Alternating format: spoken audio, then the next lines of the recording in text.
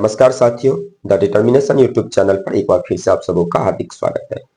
आज हम लोग भारतीय राज्य व्यवस्था के एक बहुत ही अहम टॉपिक का डिस्कस करने वाले हैं और आज चूंकि हमारे इस क्लास में देखेंगे कि हम लोग आर्टिकल 16 यानी अनुच्छेद 16 जो कि मौलिक अधिकार यानी संविधान के भाग 3 में जो हमारे मौलिक अधिकार दिए गए हैं, जो हमारे फंडामेंटल राइट्स हैं, उसमें एक बहुत ही महत्वपूर्ण आर्टिकल्स है जो कि बहुत सारे विवादों को जन्म देती है। आप देखेंगे कि हमारे देश में आरक्षण एक ऐसा मुद्दा रहा है जो काफी विवादास्पद मुद्दा रहा है। आज भी हमारे देश में आरक्षण को लेके कई सारी बहस होती रहती है, ठीक है। और तो क्या है आरक्षण का प्रोसेस, कैसे हमारे संविधान में आरक्षण की व्यवस्था को लाई गई, इन तमाम पहलुओं के हम संवैधानिक जो विकास है, संवैधानिक जो स्थिति है, उन तमाम पहलुओं पर हम आज बहुत ही बारीकी से आज हम लोग चर्चा करेंगे और देखेंगे कि कैसे हमारे संविधान में जो है वो आर्टिकल 16 में जो सरकारी नौकरियां हैं वहां पे किस तरह से आरक्षण का प्रावधान किया गया है, ठीक है। और हम लोग इसको राज्य व्यवस्था के एक स्टूडेंट होने के नाते पढ़ेंगे। हम लोग अभी बाद में हम किसी अगले क्लास में इस बात का डिस्कशन करेंगे कि आरक्षण के क्या नुकसान है या क्या फायदे हैं, या फिर आरक्षण को लेके क्यों विवाद इतनी होती है, आरक्षण के पक्ष में क्या तर्क दिए जाते हैं, आरक्षण के विपक्ष में क्या तर्क दिए जाते हैं। हम उन बारीकियों को बाद में समझ लेंगे, लेकिन सबसे पहले यहाँ पे आज के इस क्लास में हमारी पूरी फोकस ये रहेगी कि हम आरक्षण को संवैधानिकता के दायरे में, संविधान के दृष्टिकोण से हम उसको समझने का प्रयास करेंगे कि कैसे हमारे देश में आरक्षण की व्यवस्था को डेवलप किया गया और इसकी संवैधानिक स्थिति जो है वो क्या चीज है, ठीक ना। आर्टिकल 16 के जो सभी क्लॉज है, मतलब 16(1) है, 2 है, 3 है, आप देखिएगा जो रिसेंटली जो है 16(6) भी है। फिर आप जो 16(4) में आप देखेंगे कि दो और भी आर्टिकल उसमें जोड़े गए हैं, 16(4)A है, 16(4)B है। उन तमाम अनुच्छेदों को, तमाम आर्टिकल्स को आज हम लोग बहुत ही गहनता के साथ उसके इतिहास को समझते हुए पढ़ेंगे, ठीक है। तो निश्चित रूप से एक क्लास बहुत ही महत्वपूर्ण क्लास होने वाली है और इन तमाम पहलुओं को आप बहुत ही सरल भाषा में समझेंगे, बहुत ही आसानी से समझेंगे उन बारीकियों को। तो चलते हैं, हम इस क्लास को प्रारंभ करते हैं। और आज के इस क्लास में जैसा कि आपको मालूम ही है कि संविधान के, राज्य व्यवस्था के हम लोग मैंने जो हमारी जो कॉन्स्टिट्यूशन है उसकी भाग 3 जो है, जिसको हम मैग्ना कार्टा भी कहते हैं, उसके एक अहम आर्टिकल्स जो समानता के अधिकार के अंतर्गत आती है, अनुच्छेद 16 की बात करते हैं आज हम लोग, ठीक है। तो चलते हैं, सबसे पहले आते हैं अनुच्छेद 16। अगर अनुच्छेद 16 को आप एक लाइन में समझने का प्रयास करें तो क्या चीज है कि ये जो सरकारी नौकरियां हैं, आप देखेंगे सरकारी नौकरियों में अवसर की समानता की बात किया जाता है। मतलब राज्य के द्वारा कोई भी अगर नियोजन किया जाता है, किसी को नौकरी दी जाती है, तो वहां पर अवसर के समानता की बात की जाती है इसमें।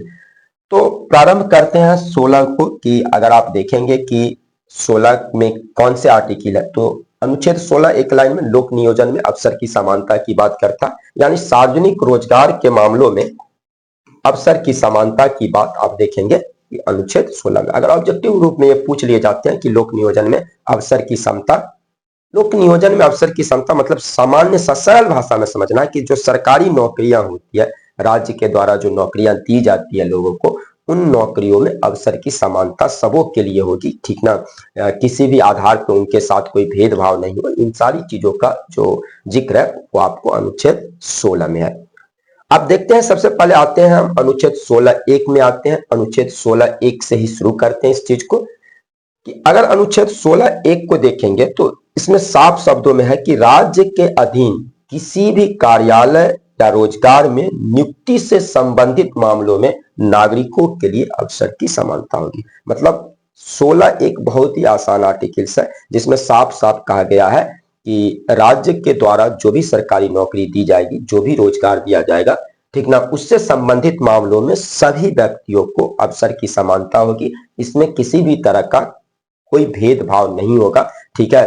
अवसर की समानता, अब यहाँ पे हम ध्यान रखना है कि समान योग्यता वाले, जैसा कि हमने आर्टिकल 15 में भी आपको समझाने का प्रयास किया था। अवसर की समानता की क्या मतलब कि अगर कोई पद है, उस पद के लिए समान जो योग्यता है, वो योग्यता रखने वाले जो लोग हैं, उसमें किसी तरह का भेदभाव नहीं किया जा सकेगा, चाहे वो अलग जाति के हों, अलग धर्म के हों, भिन्न भिन्न जातियों के, भिन्न भिन्न धर्म के, या किसी भी आधार पे, चाहे आप देखेंगे कि लिंग के आधार पर हो या जन्म स्थान के आधार पर हो, किसी भी आधार पर उनके साथ भेदभाव नहीं होगा। जो आर्टिकल 2 में ज्यादा स्पष्ट आप इसको विस्तारित रूप में देख पाएंगे। लेकिन सबसे पहले हम यही समझते हैं कि आर्टिकल 16 एक यही कहता है कि जो राज्य के द्वारा जो रोजगार दिए जाएंगे, जो नियोजन किया जाएगा, उसमें समान योग्यता वाले को अवसर की समानता होगी। ठीक है ना। मतलब कि अगर आप एक फॉर्म फिलअप कर रहे हैं तो उस फॉर्म को फिलअप करने के लिए जो मिनिमम क्वालिफिकेशन चाहिए आपकी, जो योग्यता चाहिए आपकी, अगर वो योग्यता आप धारित करते हैं तो आपके साथ राज्य जो है वो कोई भेदभाव नहीं करेगा। आप उस सरकारी नौकरी के लिए आप जो है वो एजेबल होंगे। आप उस पे, आपके साथ किसी तरह की भेदभाव वहां पे नहीं की जाएगी। अब जरा समझते हैं अनुच्छेद 16(2) को। अनुच्छेद 16(2) में अगर आप देखेंगे तो मेनली आप देखिए कि 7 कैरेक्टेरिया है कि राज्य केवल इन आधारों पर कोई भेदभाव नहीं कर सकती है। जैसे कि आप आर्टिकल 15 में देखे थे, वहां 15 की जो सब क्लॉज देखे थे, वहां पर भी आपने देखा था कि जाति, धर्म, लिंग, जन्मस्थान, मूल वंश इत्यादि के आधार पर कोई भेदभाव नहीं किया जा सकता है। तो आर्टिकल 15 और 16 में बेसिकली डिफरेंस यही है कि जब हम आर्टिकल 15 की बात करते हैं तो वो जो है वो शिक्षण संस्थानों के संबंधित आर्टिकल से है। ठीक है। और आर्टिकल जब हम 16 की बात करते हैं तो ये सरकारी नौकरियों में आरक्षण की बात है। यहां पर क्या है कि आर्टिकल 16(2) को अगर आप देखेंगे, 16 सब क्लॉज 2 को, तो कोई भी नागरिक जिसके साथ केवल धर्म, मूल वंश, जाति, लिंग, जन्म स्थान और 2 चीज और इसमें जुड़ते हैं, एक निवास और एक शब्द आता है उद्भव। तो राज्य केवल इन आधारों पर, ये 7 कैरेक्टेरियाज हैं, ठीक ना, कि कोई भी नागरिक है जिसमें केवल धर्म, मूल वंश, जाति, लिंग, जन्म स्थान, उद्भव या निवास स्थान के आधार पर राज्य की किसी रोजगार या पद के लिए कोई भेदभाव नहीं किया जा सकता है। ठीक है। क्योंकि ध्यान रखना है निवास स्थान को, क्योंकि आगे हम जब 16(3) देखेंगे तो वहां पे देखेंगे कि निवास स्थान पे भेदभाव कैसे किया जा सकता है। उसके लिए इसी आर्टिकल्स में वो सारे प्रोविजन जो है वो उपलब्ध है।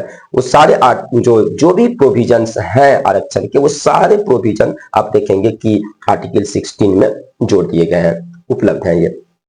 तो अगर इसको देखेंगे आप तो 16(2) क्या कहता है कि मतलब कि जैसे आप समानता के अधिकार को पढ़े हैं, जहां पे हम आर्टिकल जो है वो 14 और 15 को पढ़े हैं, मतलब समानता के अधिकार के अंतर्गत हम लोग अनुच्छेद 14 और 15 को देखे हैं, तो आप कह सकते हैं कि 16(2) जो है वो अनुच्छेद 14 और अनुच्छेद 15 जो है उसका एक तरह से विस्तार है। आप इसको देखेंगे कि ये जो अनुच्छेद 14 और अनुच्छेद 15 जो है, जहां पे आप समानता का अधिकार है, और अनुच्छेद 15 में जो भेदभाव के खिलाफ सुरक्षा है, उसके सिद्धांतों को सार्वजनिक रोजगार के क्षेत्र में लागू किया जाता है। मतलब जो सार्वजनिक रोजगार है, सरकार के द्वारा जो दी गई नौकरी है, उसमें भी उसको लागू किया जाए। तो ये कौन सुनिश्चित करता है? ये अनुच्छेद 16(2) सुनिश्चित करता है कि कोई भी व्यक्ति, उसके साथ राज्य केवल धर्म, जाति, लिंग, मूल वंश, जन्मस्थान, उद्भव और निवास स्थान के आधार पर कोई भेदभाव नहीं कर सकता है। अगर उनके पास एक योग्यता है उस पद के लिए, तो राज्य केवल इस आधार पे कि वो अलग जाति के हैं, प्रॉपर किसी खास कास्ट को, किसी जाति को या किसी रिलीजियस पर्सन को, किसी कास्ट धर्म के जो व्यक्ति हैं उसको, उसके साथ कोई भेदभाव नहीं करेगी राज्य। तो ये आर्टिकल 16(2) है। तो यहाँ पे आप देखेंगे, बहुत ही बेसिकली आप इस बात को बहुत अच्छे ढंग से समझिए कि आर्टिकल 16 जो है, जब हम लोग फंडामेंटल राइट्स की बात करते हैं तो नागरिकों को दिए जाने वाले अधिकार जो है, जो संविधान प्रदत्त है, हमारे कॉन्स्टिट्यूशन के द्वारा, हमारे संविधान के द्वारा राज्य के नागरिकों को जो अधिकार दिए गए हैं, कुछ मूलभूत अधिकार दिए गए हैं, जिसको हम मौलिक अधिकार, फंडामेंटल राइट्स कहते हैं। तो लोक नियोजन में अवसर के समानता की जब हम बात करते हैं, तो हमारे जो राइट्स हैं, हमें जो अधिकार दिए गए हैं, वो अधिकार 16(1) और 16(2) में है। मतलब लोक नियोजन में अवसर की समता की जब हम बात करते हैं, उसके तहत जो हमारे अधिकार हैं, अधिकार हमको मिले हुए हैं, वो अधिकार जो है वो किसमें है? अनुच्छेद 16(1) में है और अनुच्छेद 16(2) में है। यहां के बाद जब हम आगे बढ़ेंगे तो आप देखेंगे कि इसी पर कुछ अपवाद लगाए गए हैं, जहां तक हमारे अधिकार है। और बाद में आप देखेंगे कि 16(3), 16(4), 16(5) और 16(6) में राज्य को कुछ विशेष राइट्स दिए गए हैं। मतलब इनको संतुलित करने के लिए। अब यहाँ पे आपको दिखेगा कि जाति, धर्म, लिंग, जन्मस्थान या निवास स्थान, उद्भव, मूल वंश के आधार पे कोई भेदभाव नहीं होगा। लेकिन हमारे यहाँ जातियों के आधार पे आरक्षण है। अब जानते हैं कि जाति के आधार पे आरक्षण है, निवास स्थान के आधार पर भी भेदभाव होते हैं। तो ये कैसे होते हैं? तो यहाँ के बाद जो आर्टिकल्स पढ़ेंगे वहां पे हम देखेंगे कि राज्य को इस पर कुछ उपबंध लगाने की आपको एक तरह से वहां पे छूट दिया गया है, एक प्रोविजन किया गया, प्रावधान किया गया, और वो सारे प्रावधान इसी आर्टिकल्स में, आर्टिकल 16 में ही आपको जोड़ दिए गए हैं। तो 1 और 2 हमारे राइट्स हैं, 16 सब क्लॉज 1 और 16 सब क्लॉज 2 ये हमारे फंडामेंटल राइट्स है। ये राइट्स है लोक नियोजन में अवसर की समता, की राज्य कोई भेदभाव नहीं करेगा। और यहां के बाद 16(3), 16(4), 16(5) और 16(6 वहां पे हम इसके अपवाद को देखेंगे। वहां पे देखेंगे कि राज्य को किस तरह से कुछ अधिकार संविधान के द्वारा ही दिए गए हैं। ठीक है, उन अधिकारों की बात करते हैं। तो सबसे पहले तो यहीं पे आते हैं हम 16(3) पे। बहुत ही आसान सी आर्टिकल्स है। देखें, अभी आप 16(2) में देखे हैं कि राज्य निवास स्थान के आधार पे कोई भेदभाव नहीं करेगा। लेकिन यहां पे देखिए 16(3), अब ये क्या है? ये 16(3) को अगर देखेंगे तो इस अनुच्छेद की कोई भी बात संसद को ये निषेध नहीं करेगी कि वह विधि द्वारा यह उपबंध करे कि राज्य के अधीन किसी रोजगार या नियुक्ति के लिए किसी विशेष स्थान या भारत के किसी विशेष क्षेत्र में निवास की अपेक्षा होगी। तो ये आपको संवैधानिक शब्द है, इसको हम सरल भाषा में समझने का प्रयास करते हैं कि आर्टिकल 16(2) कहता है कि निवास स्थान के आधार पर कोई भेदभाव नहीं किया जाएगा। लेकिन 16(3) में राज्य को ये आपको छूट दिया गया है, ये पावर दे दिया गया है, संविधान के द्वारा ये अधिकार दिए गए हैं कि निवास स्थान के आधार पे राज्य को अगर जरूरत महसूस होती है, कुछ विशेष परिस्थितियों में राज्य निवास स्थान के आधार पे भेदभाव कर सकती है, और इसके लिए वो संसद में विधि बना सकता है, वो कानून में ला सकता है, ऐसे उपबंध कर सकते हैं। और ये 16(2) में जो आप देखें इसका उल्लंघन नहीं माना जाएगा। मतलब 16(2) में साफ शब्दों में है कि निवास स्थान के आधार पर भेदभाव नहीं होगा। लेकिन 16(3) में ये कहा गया है कि अगर राज्य कुछ विशेष परिस्थितियों में निवास स्थान के आधार पर आरक्षण देती है, भेदभाव करती है, तो इसको हम एक अफर्मेटिव रूप में लेंगे, इसको हम सकारात्मक भाव में लेंगे, इसको हम नकारात्मक भाव में नहीं लेंगे। राज्य ऐसा प्रबंध कर सकती है। जैसे एज फॉर एग्जाम्पल कि आप बीपीएससी की पीसीएस की एग्जामिनेशन देना चाहते हैं। अब बिहार लोक सेवा आयोग के द्वारा जो आयोजित पीसीएस की एग्जामिनेशन है, वो आप एग्जामिनेशन देना चाहते हैं, तो वहां पे सरकार को ये हक है। बिहार में अगर आप देखेंगे तो बीपीएससी जो बिहार के स्टूडेंट को अलग ढंग से ट्रीट करेगी, और जो अन्य जो प्रदेश है, जो अन्य प्रांत है, अब यूपी है, हरियाणा है, झारखंड है, वहां के बच्चों के साथ अन्य ट्रीट कर सकते हैं। जैसे कि मान लेते हैं कि आरक्षण की प्रोविजन है, तो हमारे देश में आरक्षण का प्रावधान किया गया है जो एससी वर्ग के लिए, एसटी वर्ग के लिए, ओबीसी वर्ग के लिए। अब रिसेंटली आप देखते हैं कि ईडब्ल्यूएस आरक्षण का भी प्रावधान किया गया है। तो ये जो आरक्षण के प्रावधान किए गए हैं, ये दूसरे प्रांत के लोगों को, दूसरे प्रदेश के लोगों को मिलेगा या नहीं मिलेगा? राज्य चाहे तो इस पे उपबंध बना सकता है। कभी कभी कुछ विशेष परिस्थितियों में सीटें भी आरक्षित कर दी जाती है, जिसको आप अभी देखेंगे कि बिहार में बहुत ही चर्चित मुद्दा है डोमिसाइल का मुद्दा, कि बिहार के लोगों के लिए ही जो है वो आरक्षित किया जाए, अन्य जो प्रदेश है वहां के लोगों को सरकारी नौकरियों से रोका जाए, क्योंकि बड़ी संख्या में अन्य, जैसे अभी आप देखेंगे कि जो बिहार लोक सेवा आयोग द्वारा जो शिक्षक भर्ती परीक्षा चल रही है, वहां पे ये मांग बहुत ही जोर शोर से उठती है, डोमिसाइल की बात उठती है कि बहुत सारे अन्य स्टेट के बच्चे जो हैं वो बिहार में आके जो है वो शिक्षक बन गए, और बिहार के जो बच्चे हैं वो वंचित रह गए। तो डोमिसाइल की मांग की जाती रहती है। तो निवास स्थान के आधार पर ध्यान रखेंगे कि सरकार विशेष परिस्थितियों में निवास स्थान के आधार पर भेदभाव कर सकती है, और इसका उल्लेख जो है वो इसी आर्टिकल के सब क्लॉज 3 में दर्ज है। ठीक ना, कि राज्य कोई एग्जामिनेशन कंडक्ट करे तो वो दूसरे जो प्रांत है, दूसरे प्रदेश जो है, वहां के लोगों के साथ जो है वो अलग तरह की विधि जो है, अलग तरह के रूल्स जो है वो बना सकती है, और ये समानता के अधिकार का उल्लंघन नहीं माना जाएगा। बहुत ही क्लियर बात है। तो 16(3) में आप समझ सकते हैं सरल भाषा में कि निवास स्थान के आधार पर, निवास स्थान के आधार पर भेदभाव है, भेदभाव इसकी इजाजत दी गई है राज्य को।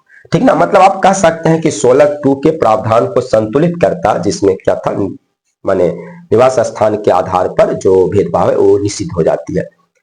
अब आते हैं कि इसके बारे में थोड़ा सा समझते हैं कि निवास स्थान की आवश्यकता जो है केवल संसद द्वारा, बहुत ही स्पष्ट शब्दों में है कि सामान्य परिस्थितियों में हम निवास स्थान के आधार पर भेदभाव नहीं कर सकते हैं, जो आर्टिकल 2 में वर्णित है।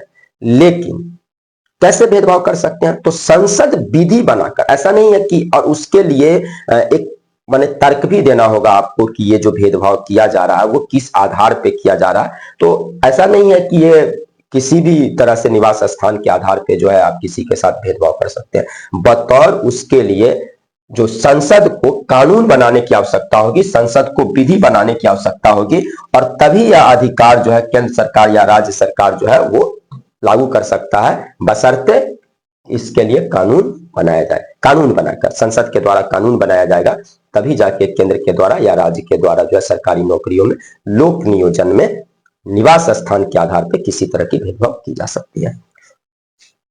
आगे बढ़ते हैं, ठीक ना। अब देखिएगा कि निवास स्थान के आधार पर भेदभाव के लिए ही कुछ ये विशेष चीजें हैं।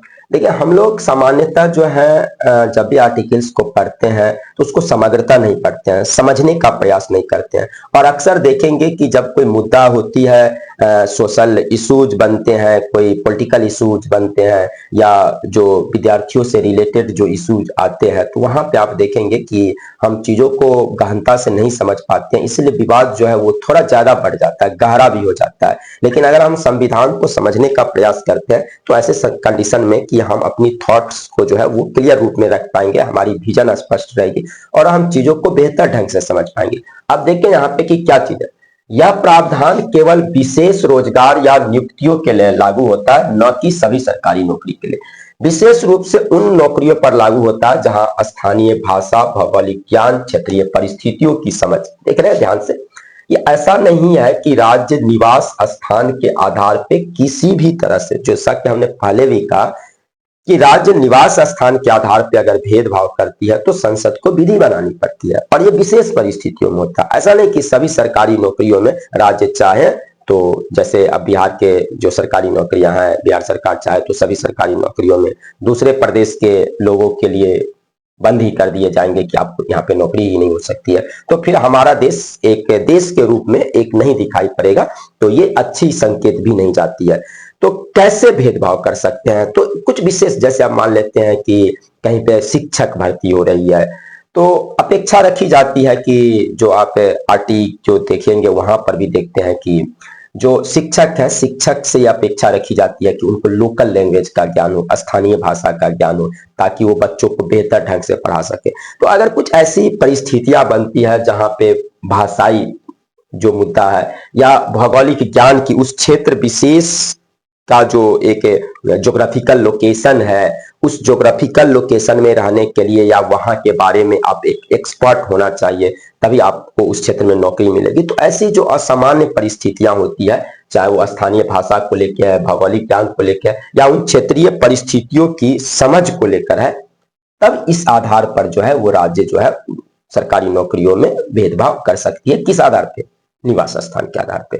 संविधान में कोई भी प्रोविजन जब किया जाता है तो उसके अपने कुछ तर्क होते हैं, ऐसा नहीं है कि उस प्रोविजन को यूं ही कर दिया जाता है।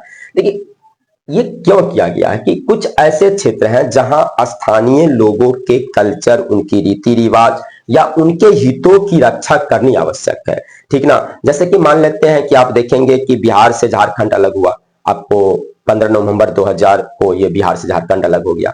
वहां पे अगर आप देखेंगे तो मूलतः जो वहां के जो मूल निवासी आप समझ सकते हैं, जिसमें SC ST वर्ग जो है वो ज्यादा है, ठीक ना, तो उनके शैक्षणिक स्तर जो है वो थोड़ा आप बिहार की अपेक्षा देखेंगे तो वहां थोड़ी सी आपको लगेगा कि नहीं, उनकी शैक्षणिक स्तर थोड़ी कम है। और अगर हम सभी स्टेट के लोगों को हम खुली छूट दे रहे हैं तो फिर वहां के जो लोकल जो पर्सन है, वहां के जो स्थानीय निवासी है, उनको ज्यादा मौका ही नहीं मिल पाएगा।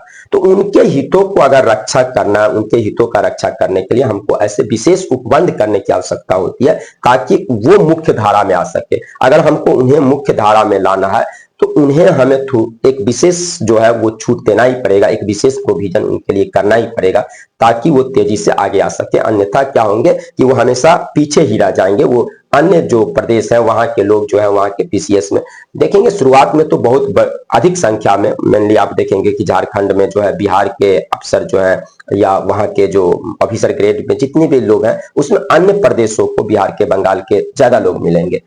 अब ये धीरे धीरे आप देखेंगे कि ये रेशियो जो है वो घट रहा है।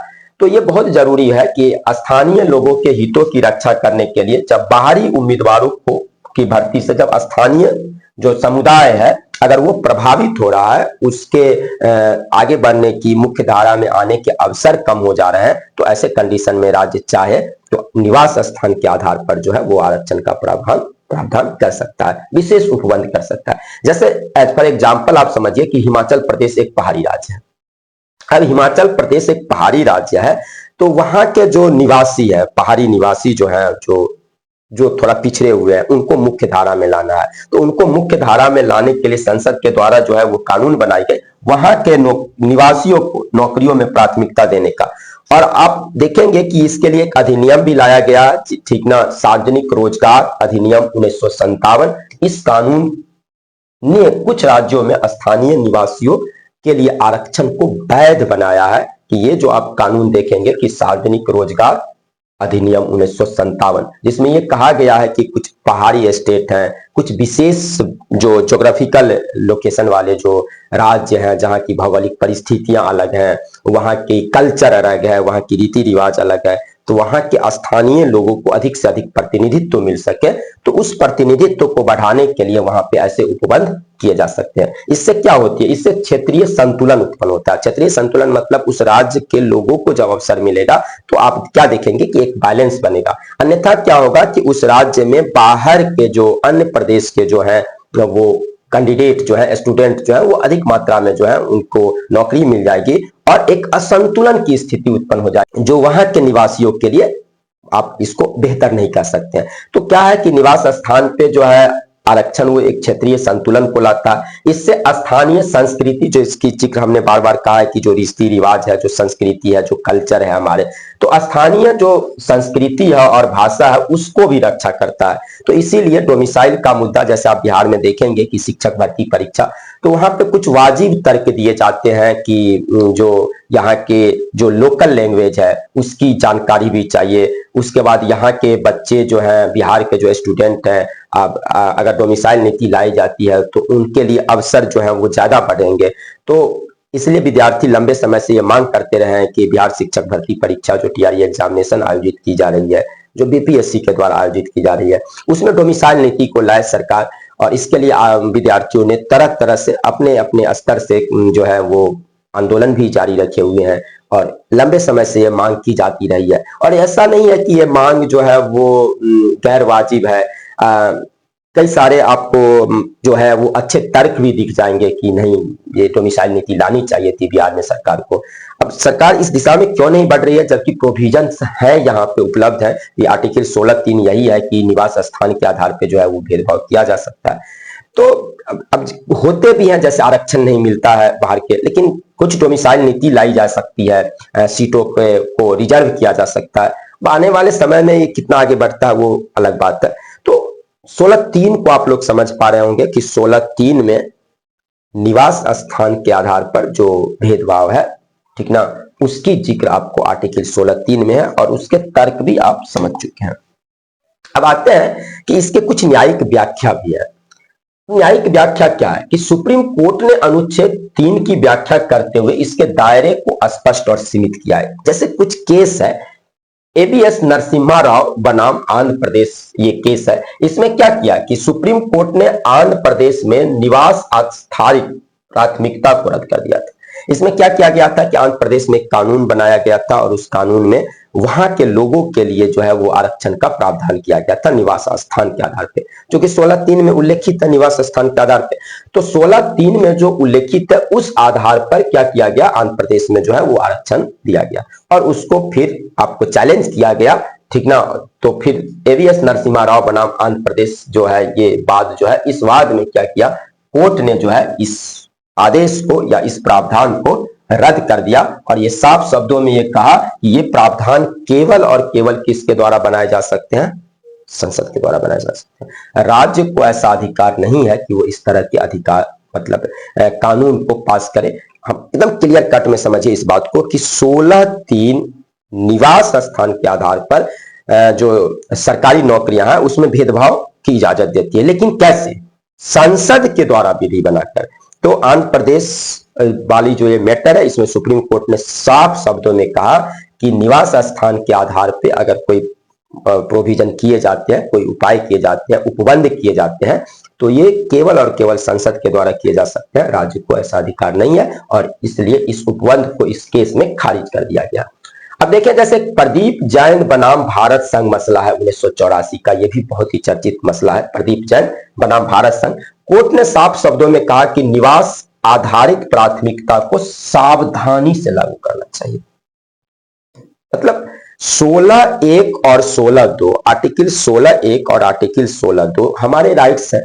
तो हमारे जो राइट्स हैं यानी 16(1) और 16(2) में जो हमें अधिकार दिए गए हैं, माने राज्य के नागरिकों को जो अधिकार दिए गए हैं कि लोक नियोजन में अवसर की समानता रहेगी। 16(2) में आप देखे हैं कि जाति, धर्म, लिंग, जन्म स्थान, मूल वंश, उद्भव, निवास स्थान के आधार पर भेदभाव नहीं हो, तो वो राइट्स हैं। तो हमें जो उपबंध करना है वो उपबंध ऐसे भी नहीं होने चाहिए जिससे लगे कि हमारे राइट्स ही छिन गए, हमारे जो अधिकार है वो ही ले लिए गए, उसे ही समाप्त कर दिए गए। तो कोर्ट यहाँ पे एक बहुत ही आप देखेंगे कि बहुत अच्छी एक टिप्पणी है यहाँ पे प्रदीप जैन बनाम भारत संघ में कोर्ट का, उसने उन्होंने कहा कि इसको सावधानी से 16(3) में जो प्रावधान है निवास स्थान के आधार पर भेदभाव, इसको सावधानी से लागू करने की जरूरत है। ऐसा नहीं कि इससे 16(1) और 16(2) जो है उसमें जो समानता का सिद्धांत है वह उसका उल्लंघन हो। मतलब 16(1) और 16(2) में समानता के सिद्धांत की बात है, ये कहा गया है कि लोक नियोजन में अवसर की समानता होगी। तो उसकी एक मूल भावना जो है आप समझ रहे हैं, उस मूल भावना को बहुत ठोस ना पहुंचे। ऐसा भी नहीं हो कि वो हम इस तरह के प्रोविजन कर लें कि हमारे जो अधिकार है वो ही लगे कि छिन गए, ठीक ना, तो ऐसी नहीं होनी चाहिए। तो बहुत ही अच्छी एक टिप्पणी यहाँ पे प्रदीप जैन बनाम भारत संघ मसले में कोर्ट ने किया।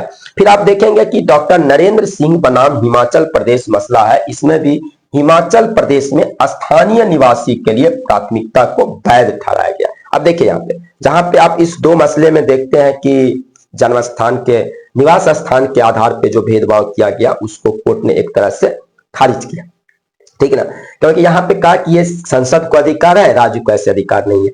यहाँ पर कोर्ट ने कहा, प्रदीप जैन बनाम भारत संघ मसले में कोर्ट ने ये कहा कि 16(3) के जो प्रावधान है उसको सावधानी से लागू करने की आवश्यकता है। 16(1) और 16(2) में जो समानता का अधिकार है उसको ऐसा नहीं है कि उसको समाप्त ही कर देने वाला प्रोविजन नहीं होना चाहिए। आप यहाँ पे देखेंगे डॉक्टर नरेंद्र सिंह बनाम हिमाचल प्रदेश, यहाँ पे हिमाचल प्रदेश में जब निवास स्थान के आधार पर जो आप देखेंगे कि वहां के लोगों के लिए नौकरियों में आरक्षण की बात की गई, तो इसको कोर्ट ने जो है वो क्या किया, वैध ठहराया, क्योंकि ये कानून संसद के द्वारा बनाए गए कानून के तहत था, उसके संगत था, उसके उचित था। फिर एक बार हम दोहरा रहे हैं कि क्लियर कट में आपको समझना है कि निवास स्थान के आधार पर जो विशेष उपबंध किए जाएंगे वो संसद के द्वारा विधि बनाकर किए जाएंगे। और हिमाचल प्रदेश में जो ये किया गया ये संसद के द्वारा बनाए गए विधि के बनाए गए कानून के तहत था, इसलिए कोर्ट ने इसे वैध कहा और यह भी स्पष्ट किया कि निवास की आवश्यकता अनुचित रूप से लंबी या अनावश्यक रूप से प्रतिबंधात्मक होनी चाहिए, अन्यथा यह संविधान के मूल ढांचे का उल्लंघन कर सकता है। जो हम जिक्र कर रहे हैं कि मूल ढांचा, मूल सिद्धांत क्या कहता है, आर्टिकल 16 का प्रोविजन क्या कहता है, ये लोक नियोजन में अवसर की समानता है और उसके अधिकार हमको 16(1) और 16(2) में दिखाई पड़ते हैं। तो इसको ध्यान से हमको, मतलब ऐसा नहीं है कि अगर आप निवास स्थान के आधार पर ही लंबे समय तक आरक्षण कर देते हैं, दूसरे प्रदेश के लोगों को वहां नौकरियों में अवसर ही नहीं देते हैं, तो इससे जो है आप देखेंगे कि जो मूल भावना है आर्टिकल 16 के सब क्लॉज 1 की और सब क्लॉज 2 की जो मूल भावना है, समानता का जो सिद्धांत आपको दिखेगा, उस समानता के सिद्धांत का ही एक तरह से लोप हो जाएगा, उसका विलोपन हो जाएगा। इसलिए बहुत जरूरी है कि 16(3) को सावधानी से लागू किया जाए। तो आसान नहीं है ये प्रक्रिया, जैसे बिहार में डोमिसाइल की बात होती है तो हो सकता है कि सरकार के अपने पक्षों की अगर डोमिसाइल नीति को लाया जाए तो हो सकता है कि कोर्ट में केस हो और फिर पूरी की पूरी वैकेंसी ही रद्द हो जाए। इस तरह के तर्क सरकार की ओर से भी हो सकते हैं और होते भी हैं कभी कभी, ऐसा नहीं है कि ऐसा नहीं होता है। कई सारे प्रदेशों में आप देखेंगे कि इस तरह की डोमिसाइल नीति लाने की कोशिश की गई, जिसको बाद में जो है कोर्ट के द्वारा खारिज कर दिया गया। उससे आपको देखेंगे पूरी की पूरी वैकेंसी को ही रद्द कर दिया गया। तो ये एक संभावना बनी रहती है तो डोमिसाइल नीति को लाने में, ठीक है। और आप देखेंगे कि बिहार चूंकि एक चुनावी मोड में है, मिशन इलेक्शन, सभी जो राजनीतिक दल हैं वो एक चुनावी वर्ष में आप बिहार को देख रहे हैं, चुनावी मोड में है, मिशन ऑन है। तो ऐसे कंडीशन में जो है वो सरकार ऐसी जोखिम लेगी नहीं, क्योंकि उसकी पूरी फोकस इस बात पे रहेगी कि जो एग्जामिनेशन है, जो वैकेंसियां हैं, उसको सफलतापूर्वक जो है वो उसको निष्पादित किया जाए। वो नहीं चाहेंगे, सरकार की ओर से ऐसी कोशिश नहीं होगी कि मसला कोर्ट में जाए और फिर उससे पूरी की पूरी नोटिफिकेशन को ही, विज्ञप्ति को ही या उस पूरी वैकेंसी को ही रद्द कर दिया जाए। तो ये है आर्टिकल 16(3) का एक विवादास्पद टॉपिक। उम्मीद है कि आप डोमिसाइल से संबंधित मुद्दों को बेहतर ढंग से समझ पा रहे होंगे। 16(3) में निवास स्थान के आधार पर जो भेदभाव है उसको बहुत ही क्लियर रूप में समझ पा रहे होंगे।